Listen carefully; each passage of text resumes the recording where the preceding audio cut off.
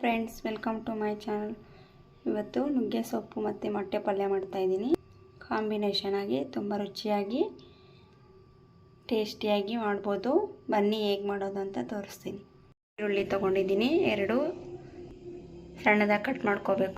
3 ಮೊಟ್ಟೆ, ಹಸಿಮೆಣಸಿನಕಾಯಿ ಖಾರಕ್ಕೆ 2 ತೊಗೊಂಡಿದ್ದೀನಿ.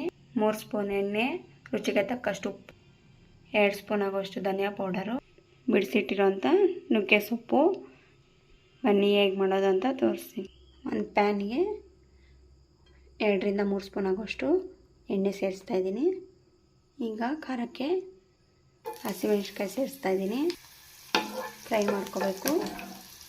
ಈಗ ಈರುಳ್ಳಿ ಸೇರಿಸ್ತಾ ಇದ್ದೀನಿ.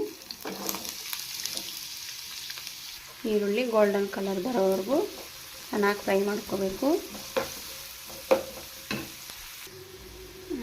ಈಗ ರುಚಿಗೆ ತಕ್ಕಷ್ಟು ಉಪ್ಪು ಸೇರಿಸ್ತಾ ಇದ್ದೀನಿ, ಚೆನ್ನಾಗಿ ಫ್ರೈ ಮಾಡ್ಕೋಬೇಕು. ಈಗ ಚೆನ್ನಾಗಿ ಫ್ರೈ ಆಗಿದೆ. ಈಗ ನುಗ್ಗೆ ಸೊಪ್ಪು ಸೇರಿಸ್ತಾ ಇದ್ದೀನಿ. ನುಗ್ಗೆ ಸೊಪ್ಪು ಚೆನ್ನಾಗಿ ಫ್ರೈ ಆಗಬೇಕು, ಆವಾಗ ತುಂಬ ಟೇಸ್ಟಿಯಾಗಿರುತ್ತೆ. ನೋಡಿ, ಚೆನ್ನಾಗಿ ಫ್ರೈ ಆಗಿದೆ. ಈಗ ಇದಕ್ಕೆ ಮೊಟ್ಟೆ ಸೇರಿಸ್ತಾ ಇದ್ದೀನಿ. ಈಗ ಮೊಟ್ಟೆ ಸೇರಿಸ್ತಾ ಇದ್ದೀನಿ. 3 ಮೊಟ್ಟೆ ತೊಗೊಂಡಿದ್ದೆ ನಾನು. ಈಗ ಇದನ್ನ ಮಿಕ್ಸ್ ಮಾಡಿದಿರೇ ಲಿಡ್ ಕ್ಲೋಸ್ ಮಾಡ್ತಾಯಿದ್ದೀನಿ.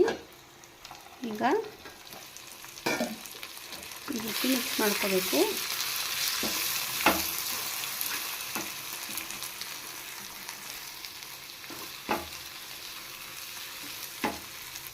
ಈಗ ಇದಕ್ಕೆ ಧನಿಯಾ ಪೌಡರ್ ಸೇರಿಸ್ತಾ ಇದ್ದೀನಿ. ಚೆನ್ನಾಗಿ ಮಿಕ್ಸ್ ಮಾಡಬೇಕು.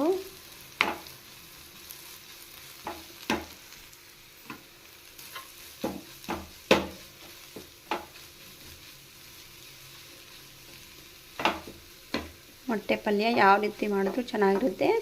ಅದು ಈ ರೀತಿ ಒಂಥರ ಡಿಫ್ರೆಂಟಾಗಿರುತ್ತೆ. ಈಗ ರೆಡಿಯಾಗಿದೆ. ಈಗ ಬೌಲ್ಗೆ ಅಥವಾ ಪ್ಲೇಟ್ಗೆ ಸರ್ವ್ ಮಾಡ್ತಾಯಿದ್ದೀನಿ. ಹೀಗೆ ಪ್ಲೇಟ್ಗೆ ಸರ್ವ್ ಮಾಡ್ತಾಯಿದ್ದೀನಿ.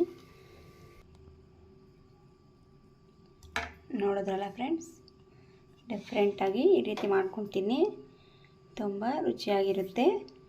ಹಾಗೆ ನೀವೊಂದ್ಸರಿ ಟ್ರೈ ಮಾಡಿ ಹೇಗೆ ಮಾಡಿದ್ದೀರ ಅಂತ ಕಾಮೆಂಟ್ ಮಾಡಿ. ನಾನು ವಿಡಿಯೋಗೆ ಒಂದು ಲೈಕ್ ಮಾಡಿ. Thank you friends.